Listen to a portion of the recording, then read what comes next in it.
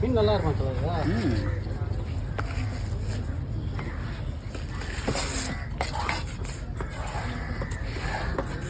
தலைலாம் waste நானா இது only மீன் மட்டும்தான் வறுத்து சாப்பிடணும்னா குழம்புலாம் கேட்குங்க என்ன மசாலா போட்டு வறுத்துருங்க அதான் இது நல்லாயிருக்கும். பீஸில் வச்சுக்கோங்க தலையெல்லாம் ஒன்றுமே இருக்காது.